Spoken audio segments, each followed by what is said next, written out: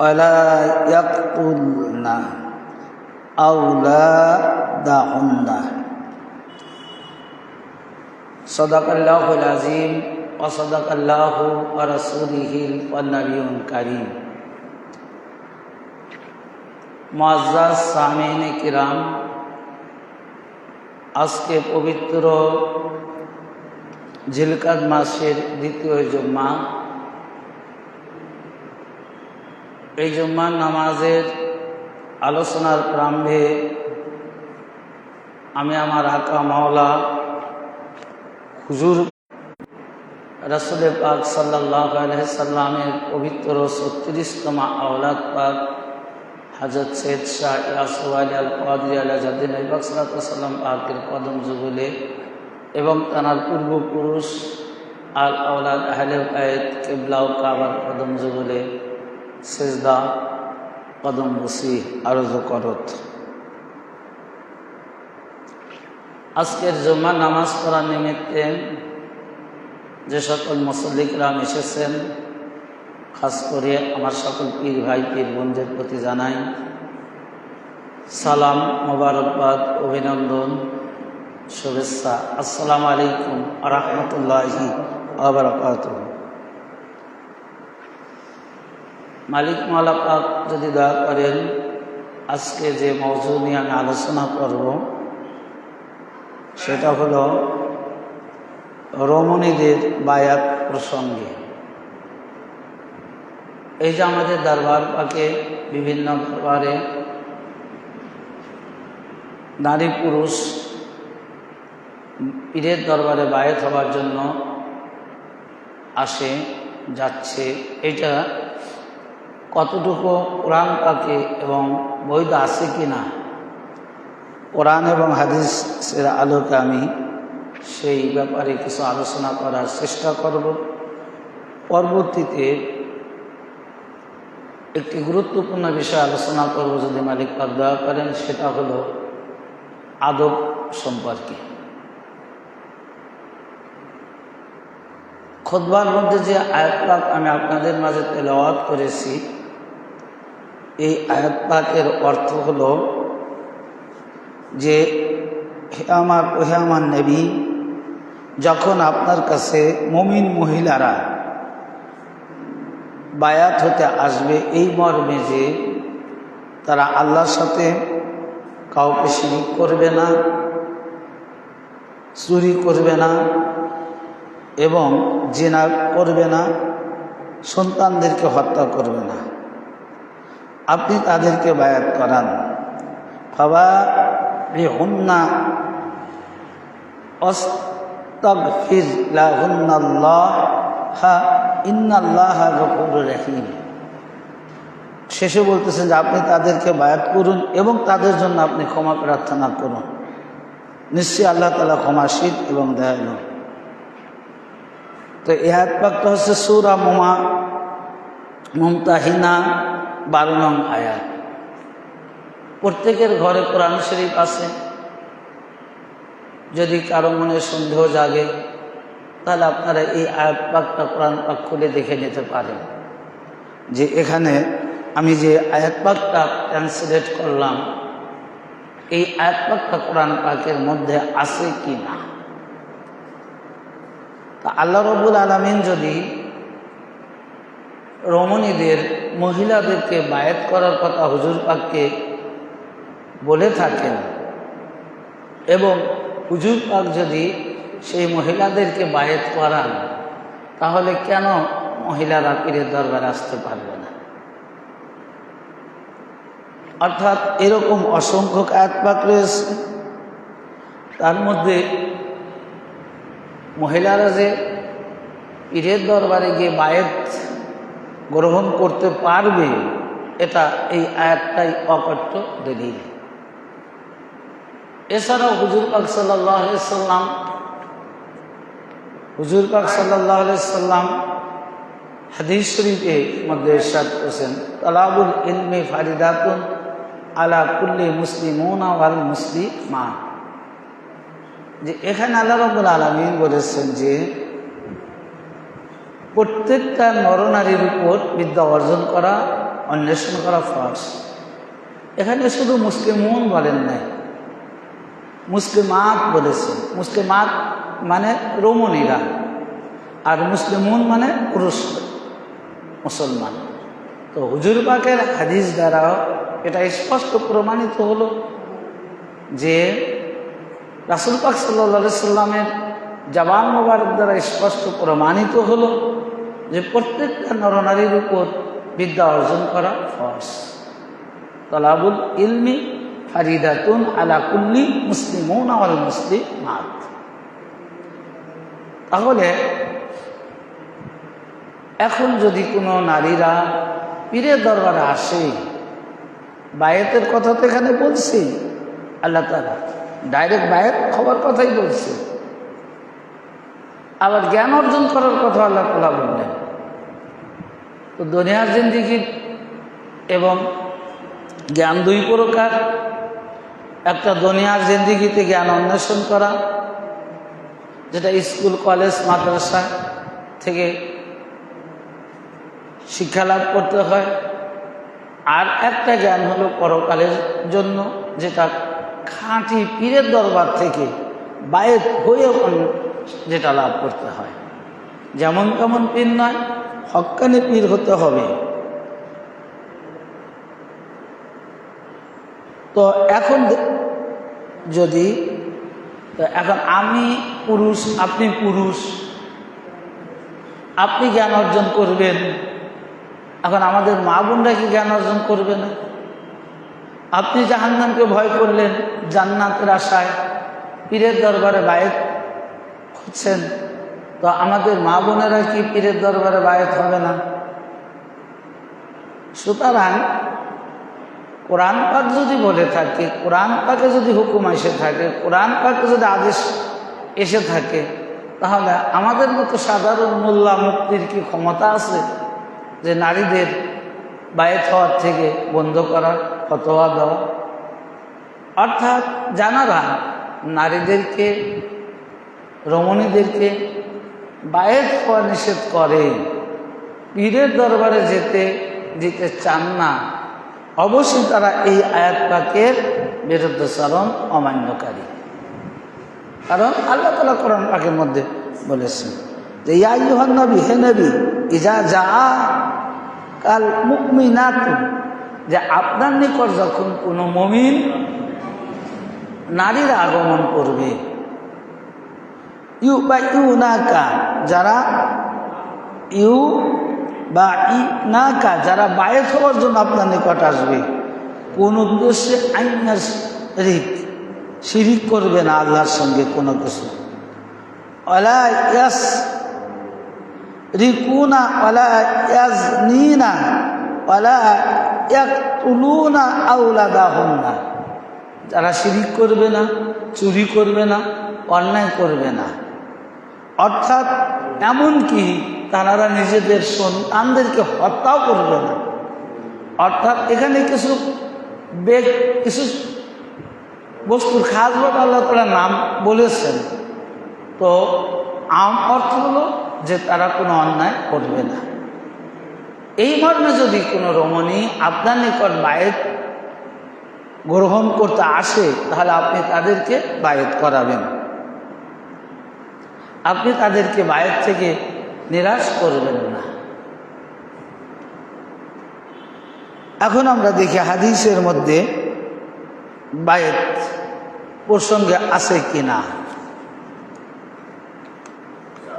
অসংখ্য হাদিস রয়েছে বায়েত সম্পর্কে।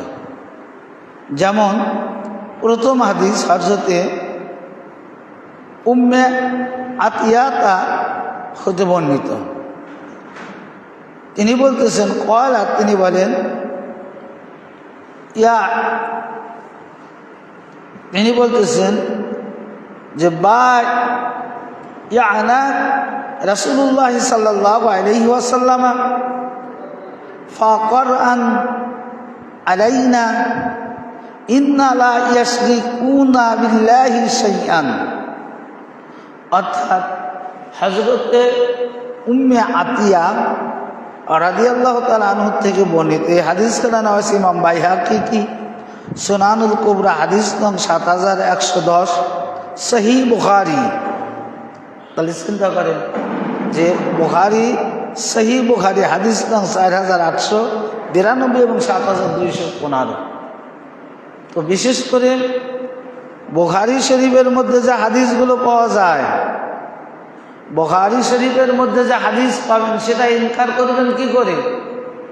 কারণ বুখারী শরীফ সম্পর্কে যে অধিকাংশ আলেমরা কোরআনের পর যদি কোনো নির্ভরযোগ্য, যদি কোনো বিশুদ্ধ কিতাব থাকে তাহলে বুখারী শরীফ। কোরআন হচ্ছে সর্বশ্রেষ্ঠ উৎকৃষ্ট যে কিতাবের মধ্যে কোনো সন্দেহ নেই।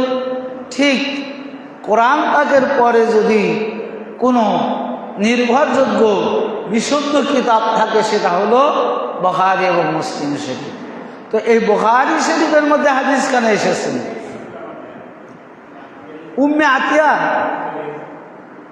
একজন রমণী সাহাবী, তিনি বলতেছেন কি যে আমরা রাসূল পাকের কাছে বায়েত হয়েছি। হযরতে উম্মে আতিয়া রাদিয়াল্লাহু তাআলা আনহা তিনি বলতেছেন, ক্বালাত তিনি বলেন, ফাকারা আলাইনা, এখানে জুম্মার সিগা ব্যবহার করতেছে যে আমি না, মানে একজন মহিলা বায়েত হয়নি, যে শুধু উম্মে আতিয়া তিনি বায়েত হননি, তিনি বহুবচন ব্যবহার করে বলতেছে যে আলাইনা, আমরা বায়েত হয়েছি। কার নিকটে? হুজুর পাক সাল্লাল্লাহু আলাইহি সাল্লামের নিকটে। কোন মর্মে বায়েত হয়েছি? যে আমরা আল্লাহর সাথে শিরিক করব না, আমরা নিজেদের সন্তানকে হত্যা করব না, আমরা ভালো কাজ করব, এই মর্মে আমরা হুজুর পাক সাল্লাল্লাহু আলাইহি সাল্লামের নিকট বায়েত হয়েছি।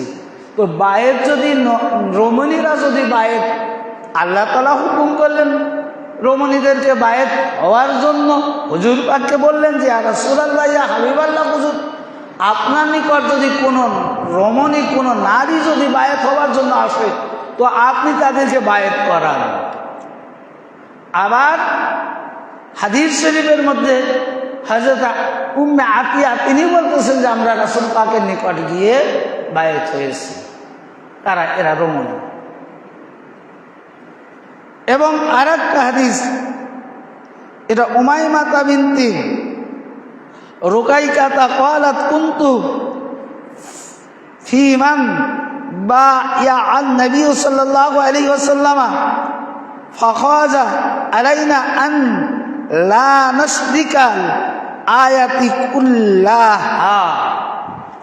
অপর একটি আয়াত, এই আয়াত পাকের ব্যাখ্যা অসংখ্য হাদিস শরীফ এসেছে যে এখানে আল্লাহ নবী বলতেছেন কি, হযরতে উমাইমা বিনতে রুকাইয়া রাদিয়াল্লাহু তাআলা আনহা হতে বর্ণিত, তিনি বলেন রাসূল পাক সাল্লাল্লাহু আলাইহি সাল্লামের কাছে আমি বায়েত হয়েছি।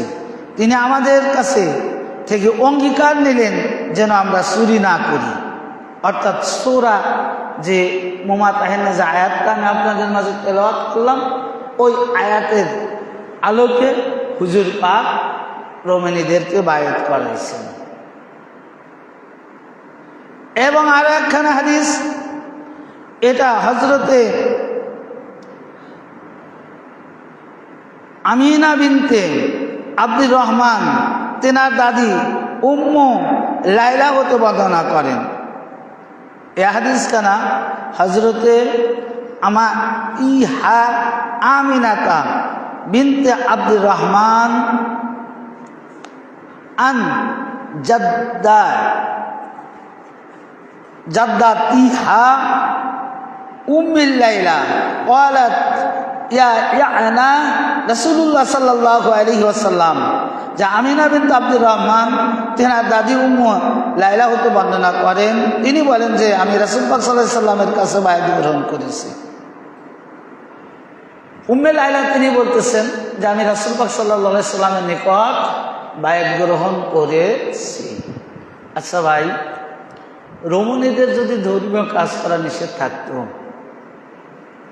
তারা যদি শুধু খালি ঘরে বসেই থাকতো, তাহলে এই যে হজ ফ্লাইট শুরু হয়ে গেছে, বাংলাদেশ সহ বিভিন্ন দেশ থেকে, বিভিন্ন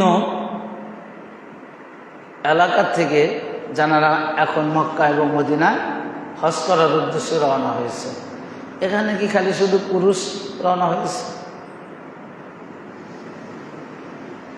আজকে আপনারা একটা জিনিস খেয়াল করুন যে পীরের দরবারে যখন কোনো নারী পুরুষ আসে বায়াত হওয়ার জন্য, সেখানে কিন্তু একটা সুশৃঙ্খলা নিয়ম থাকে।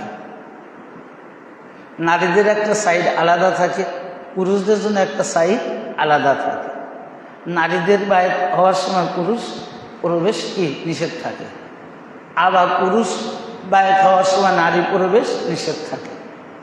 মানে এক কথা যার যার মতন আলাদাভাবে হুজুর পাক যেরকম তার জামানায় যেভাবে বায়াত গ্রহণ বায়াত করাইছেন নারীদের এবং পুরুষদের, ঠিক এখনো ওই নিয়ম নীতি অনুযায়ী বর্তমান আমরা একই নিয়ম অনুযায়ী বায়াত হচ্ছে। আর হজ করতে যাচ্ছে যখন খানায় কাবা তাওয়াফ করবে, লক্ষ লক্ষ মানুষ, নারী পুরুষ, অন্য কোনো জাতি নয়, শুধু মুসলমানরা। সেখানে কি কোনো নারী পুরুষের আলাদা নিয়ম আছে, আলাদা জায়গা সেপারেট আছে যে 6 ঘন্টা নারীরা তাওয়াফ করবে, 6 ঘন্টা পুরুষরা তাওয়াফ করবে? যদি এরকম নিয়ম থাকতো তা তো অত ভিড় হতো না। নারীদের সময় নারীরা করতো, পুরুষরা বাদ থাকলে কিছুটা হলেও ভিড় কমতো। আবার পুরুষদের সময় নারীরা বাদ থাকলে কিছুটা হলেও পুরুষদের ভিড় কমতো। কিন্তু এটা তো নেই, বরং নারী পুরুষ কি একাকার হয়ে কার সাথে কে কোন জায়গায় কে আছে এটা কোনো দেখার নয়। অবাধে তারা কি করেছে, খানায় কাবাকে তাওয়াফ করছে। যদি নিষেধ থাকতো এখানে, তাহলে কি এইরকম ভাবে অবাধে এইরকম একত্রিতভাবে এই খানায় কাবা তাওয়াফ করতে পারত না। এখানে যে কথাটা হলো একটাই, যে আসলে এই যে নিষেধের হাদিস আমরা কোথার থেকে পেলাম, যে এটা হলো এই কারণেই যে মওলা কায়নাত পাকের শাহাদাতের পর মুআবিয়া লানাতুল্লাহ যখন ক্ষমতা আসছে, এই মুআবিয়া সবচাইতে ঘোর শত্রু হলো আওলাদে রাসূলের নবী বংশের এই উমাইয়া অর্থাৎ মুআবিয়া। এরা কখনো চায়নি যে রাসূল পাকের কোনো নিদর্শন, রাসূল পাকের কোনো কাজ, রাসূল পাকের কোনো স্মৃতি তারা মুছে ফেলে দিতে চেয়েছিল। তাদের ইচ্ছা শুধু ইমাম পাককে শাহাদাত করা না, তাদের ইচ্ছা ছিল এই পৃথিবীর থেকে, এই ভূমণ্ডলের মানচিত্র থেকে রাসূল পাকের স্মৃতি চিহ্ন সম্পূর্ণ মুছে তারা তাদের মতো করে রাজত্ব করবে। এটা ছিল হলো উমাইয়ার একমাত্র মূল নিয়ম। তো এই কারণে এই মুআবিয়ারা যত আওলাদে রাসূল পাকের বিরুদ্ধে যে সকল মানে রাবিদেরকে মানে রাইটারদেরকে দিয়ে হাদিস লেখাইছে, নিজে অর্থাৎ কি করেছে, অর্থ লোভ দেখাইয়া টাকার বিনিময়। যার কারণে আজকে এই বিশ্বের মধ্যে আহলে বাইতের প্রেমিকের সংখ্যা খুব কম। আর এই মুআবিয়া বাগী মুআবিয়া ওর সন্ডাপন্ডা ভরপুর, কারণ টাকার লোক। তো যাই হোক, এই কারণে রাসূল পাকের জামানায় রমণীরা হুজুর পাক সাল্লাল্লাহু আলাইহি সাল্লামের হাতে হাত রেখে বায়াত হয়েছে। এবং পরিশেষে আরেকটা হাদিস আমি বলেই অন্য প্রসঙ্গে যাব। এই হাদিসখানা হযরতে উম্মু আফিফ আসলে এই বায়াত সম্পর্কে যতগুলো হাদিস আমি আপনাদের সম্মুখে আলোচনা করলাম, প্রত্যেকটা হাদিসের রাবী মহিলা। পূর্বে 2টা হাদিস, এখন আর একটা হাদিস বর্ণনা করতেছি। ইনি একজন রমণী। তিনি বলেন, তিনি বলতেছেন যে বা না রাসূলুল্লাহ সাল্লাল্লাহু আলাইহি ওয়াসাল্লাম হিনা বা ইয়াদ নাসা ফাখাজান আলাই হিন্না আন লা তাহাদ্দিসুন না রাজুলা ইল্লা মুহরিমান ওয়া আমরান আন নাকরা আলাল মাবদিনা বি ফাতিহাতিল কিতাব। যে এখানে বলা হচ্ছে এই উম্মে আবিবা থেকে বলা হয়, যিনি বলেন যে আমরা যখন রাসূল পাক সাল্লাল্লাহু আলাইহি ওয়াসাল্লামের কাছে বায়াত হয়েছি, যখন তিনি মহিলাদের বায়াত করান, তিনি তাদের কাছ থেকে অঙ্গীকার নেন মুহরিম পুরুষ ব্যতীত কারো সাথে যেন কথা না বলি এবং আমাদের মাইয়াতের জন্য সূরা ফাতিহা যেন পড়ি। অর্থাৎ এখানে 2টা বিষয় এই হাদিসের মধ্যে এসেছে। যে একটা হলো হুজুর পাক সাল্লাল্লাহু আলাইহি সাল্লাম বায়াত করেছেন কোনো মহিলা যেন, যাদের সাথে বিবাহ হালাল, তাদের সাথে যেন কথা না বলে, এবং যখন কোনো মানুষ মারা যাবে ওই মানুষের জন্য যেন কি করা হয়, সূরা ফাতিহা পড়া হয়। তাহলে এখন চিন্তা করে দেখেন যে রাসূল পাকের হাদিসে আমরা পেলাম, কোরআন পাকেও পেলাম কি, যে রমণীরা বায়াত হতে পারবে। তো এখন যদি কোরআন পাকে আমরা পেয়ে থাকি, রাসূল পাকের হাদিস শরীফ আমরা পেয়ে থাকি, তাহলে আমাদের মা বোনরা এখন বায়াত হবে কিনা ভাই? আর নিচে থাকতে পারে? কারণ জান্নাত জাহান্নাম তো উভয়ের জন্য তৈরি করেছে আল্লাহ। এমন তো না যে খালি শুধু জান্নাতের টিকিট আপনাদের জন্য অর্থাৎ পুরুষদের জন্য বরাদ্দ, তা কিন্তু নয়। প্রত্যেক আমলধারী ব্যক্তি যারা যত ভালো কাজ করবে তাদের জায়গা তত ভালো জায়গা হবে, তারা যত খারাপ কাজ করবে তাদের জায়গা তত খারাপ জায়গা হবে। তো আপনি জান্নাতে যাবেন, আপনি জান্নাতের টিকিট সংগ্রহ করে বায়াত হবেন, আর মা বোনেরা বায়াত হতে পারবে না, এটা কেমন হতে পারে? আর হুজুর পাক সাল্লাল্লাহু আলাইহি ওয়াসাল্লাম হচ্ছেন, তিনি হচ্ছেন সবচাইতে বড় ইনসাফকারী, দয়ালু। আল্লাহ তাআলা হুজুর পাক সাল্লাল্লাহু আলাইহি ওয়াসাল্লামকে রহমত করে দুনিয়াতে প্রেরণ করেছেন। তো এবং সবচাইতে আদল, ন্যায়, ইনসাফ করে আল্লাহ তাআলা রাসূল পাক সাল্লাল্লাহু আলাইহি ওয়াসাল্লামকে এই ধরাধামে প্রেরণ করেছেন। তো হুজুর পাক কি শুধু পুরুষদের জন্য জান্নাত বন্টন করতে পারে? এই জন্য রাসূল পাকের দরবারে নারী পুরুষ সবাই আসছে, সবাইকে তিনি বায়াত নিয়েছেন, করেছেন। পুরুষদেরকেও তিনি যেরকম বায়াত নিয়েছেন, নারীদেরকেও বায়াত নিয়েছেন। অর্থাৎ যারা নারীদের বায়াতকে অস্বীকার করে, নারীদের বায়াতকে যারা বিরুদ্ধাচরণ করে, রমণীদেরকে যারা পীরের দরবারে যেতে নিষেধ করে, তাহলে আপনারা জেনে রাখবেন তারা কোরআনের দুশমন। কেননা তারা কোরআন পাকের এই আয়াতকে মানে না, হুজুর পাকের হাদিসকে তারা মানে না, তার বিরুদ্ধাচরণ করছে। এর মধ্যে আর কোনো সন্দেহ থাকতে পারে না। মুখে যত বলুক আমরা কোরআন মানি, কোরআন হাদিস, কোরআনের আলো ঘরে ঘরে যত মুখে বলুক, কোরআন ছাড়া অন্য কিছু যত স্লোগানদের যে মানে না, আসলে না, তারা কোরআন কেউ মানে না। যারা নারীদেরকে বায়াত হওয়া নিষেধ করে, এরা উগ্রপন্থী, এরা বাগী মুআবিয়ার আওলাদ। কারণ মুআবিয়া ছিল সন্তান রাজ্যের, জঙ্গি রাজ্যের প্রতিষ্ঠিতা হচ্ছে মুআবিয়া, এর মধ্যে কোনো সন্দেহ নেই।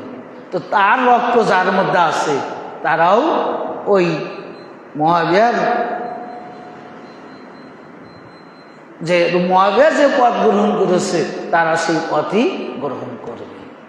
সুতরাং আমরা আজকে কোরআন এবং হাদিসের আলোকে যেটা পেলাম, তাহলে আমাদের মা বোনদেরকে আমরা বায়েত হওয়া কোরআন এবং হাদিস অনুযায়ী জায়েজ তো বটেই, বরং অপরিহার্য।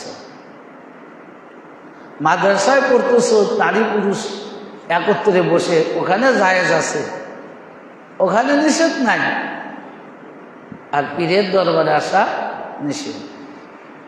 তো সম্মানিত উপস্থিতি, এটা হলো মুয়াবিয়ার চক্রান্ত, উমাইয়াদের চক্রান্ত।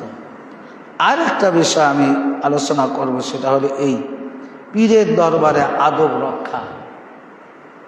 আসলে ভাই, একটা বাংলা প্রবাদ আছে, আদবে আউলিয়া বেআদবে শয়তান।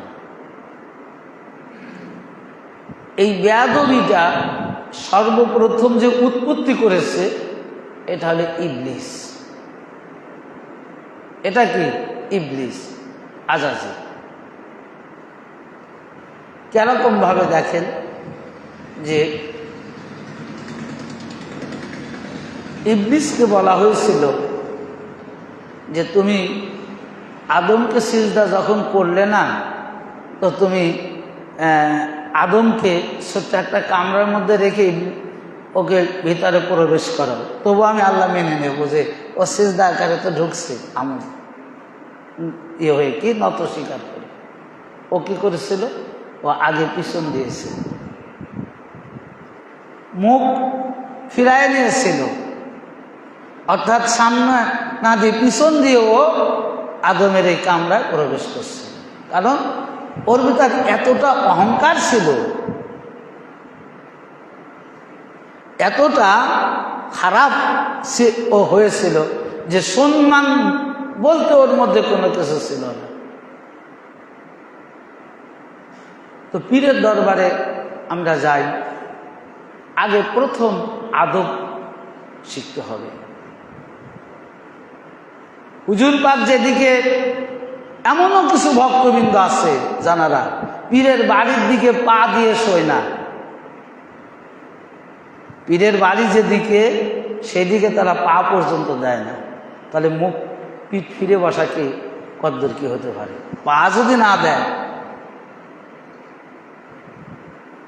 পা যদি না দেওয়া যদি আপনার ওই মুরিদান যদি খারাপ মনে করে, তার বিবেকে যদি বাধা দেয়, তা আমরা হুজুর পাকের দরবারে যখন যাব, হুজুর পাকের নিকটে যখন আমরা যাই, কিভাবে দাঁড়িয়ে থাকি ভাই?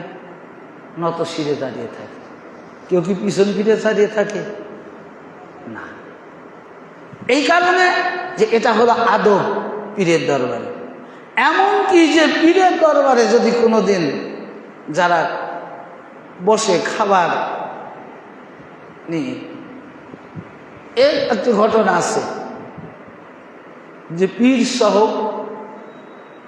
অন্য দরবারে পীর সহ মুরিদানদেরকে নিয়ে খাবার খেতে বসছে। বসার পরে একজন মুরিদান পীরের আগে লোকমা দিয়ে ফেলছে।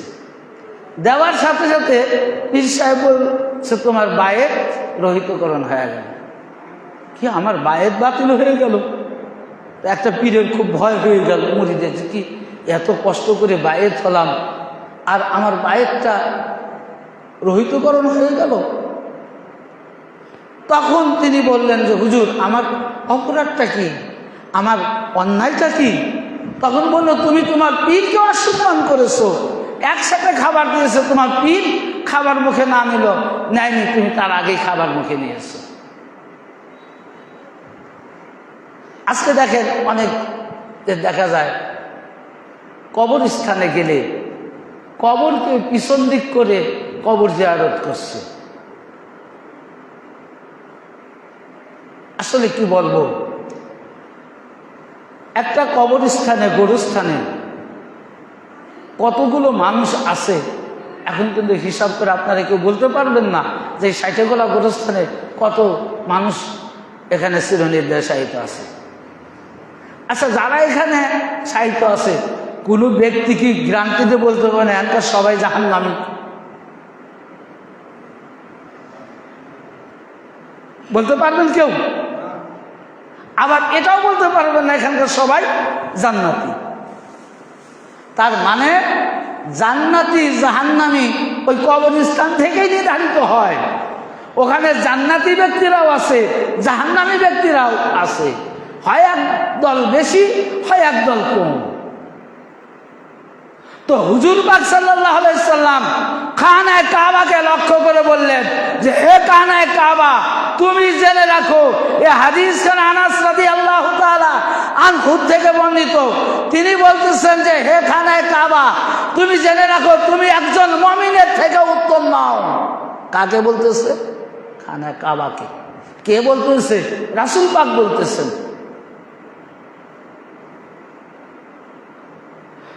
তো একজন মুমিন থেকে যদি খানায়ে কাবা উত্তম না হতে পারে, তো সেই খানায়ে কাবার দিকে আমরা মুখ করে পিঠ করে বসি না, তার সম্মানার্থে, তার তাজিমার্থে, তার সম্মান আদব রক্ষা করার জন্য। তো ভাইয়েরা আমার, হুজুরের শাহেনশাহ গাউসে পাক জানাকে সৃষ্টি না করলে কোনো অলি সৃষ্টি হতো না, তার সম্মানটা কেমন করতে হবে? আমার আপনার যিনি পীর বর্তমান, তিনি মুমিন হয়ে এই দুনিয়াতে এসেছেন, ওলি হয়ে তিনি এই দুনিয়াতে এসেছেন, তো তার দরবারের আদব কিরকম হতে পারে ভাই? তানার দিকে মুখ করে বসা, নত জানু করে বসে মনের আশা, মনের তৃপ্তি পাই না, আর মুখ ফিরে বসলে কেমন হবে ভাই? মুখ ফিরে বসলে কেমন হবে ভাই? এটা হলো পীরের দরবারে যখন আমরা যাব, এই জিনিসটা অবশ্যই লক্ষ্য করতে হবে। মসজিদে আসলে রক্ষা করতে হবে। আজকে আপনারা জুরা মসজিদ পাকে গিয়েছেন, যারা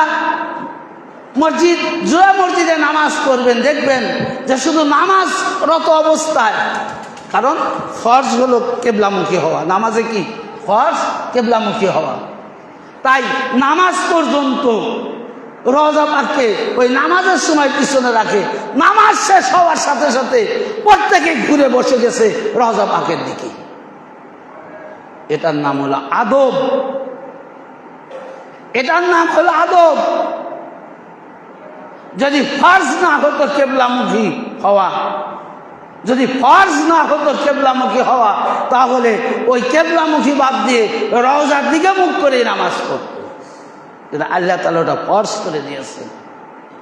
তার বান্দাবান্দির জন্য নামাজের মধ্যে যে 13টা ফরজ রয়েছে, তার মধ্যে একটা ফরজ হলো কেবলামুখী হয়ে নামাজ পড়া, যার কারণে রওজা পাকের দিকে মুখ করা হয় না। আর কেবলামুখের জন্য কেন ফরজ করেছে? যে খানায়ে মিলাদে মওলা খাস বাইতুল্লাহ হ্যায়, যে খানা কাবার মধ্যে জন্মগ্রহণ করেছে মওলা আলী, আর এই কারণেই খানায়ে মিলাদে মওলা খাসে বাইতুল্লাহ হ্যায়, হর নামাজি পড়ায় আজিব ইক্তেদায়ে মুর্তজা।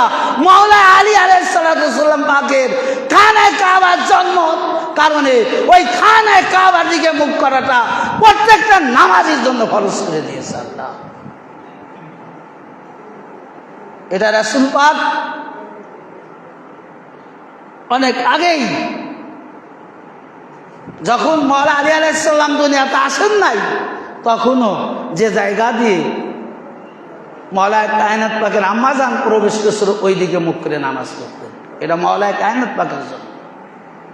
এটা কার জন্য? মওলা কায়নাত পাকের জন্য। তো সেই জন্য ভাই, আদবে আউলিয়া বেআদবে শয়তান। আমি আপনাদের অনুরোধ করব যে আমরা আপনারা প্রত্যেকেই পীরের দরবারে যাব, আমরা পীরের দরবারকে আগে আদব করব, মর্যাদা দেব। কারণ পীর এমন একটি বস্তু, যিনি দুনিয়া এবং আখিরাত উভয় জগতের কল্যাণদাতা। তিনি আমাদের রহমত, তিনি আমাদের মুক্তির জন্য সার্বক্ষণিক আমাদেরকে কি করেন? আমাদের উপদেশ দেন। শেষ কথা দেখেন যে তারা যদি সকল ভক্তের খবর না রাখতো, তো কে দোকানদারি করছে, কে কোন কাজ করছে, এটা কলকাতা থেকে কি করে বলতে পারে? কার ইমান, কার আমল চলে যাবে, কার জ্ঞান চলে যাবে, এটা কি করে বলতে পারে? তো তানারা 18,000 মাকলুকাতের খবর রাখেন। আমি এখানে কি করছি এটা তারা দেখছেন, আমার ভিতরে কি আকীদা আছে এটাও তানারা দেখছেন ভাই, এটাও তানারা দেখছেন। তো সেই জন্য আমরা প্রত্যেকেই চেষ্টা করব যে আমার আকা মাওলার দরবারকে তাজিমের সাথে আদব রক্ষা করে আমরা চলাচল করার চেষ্টা করব। মহান আল্লাহ রাব্বুল আলামিন আমাদের আপনাদের সবাইকে তৌফিক আতা ফরমাক। সবাই বলুন আমিন। আমা তৌফিক ইল্লা বিল্লাহ। আসসালামু আলাইকুম।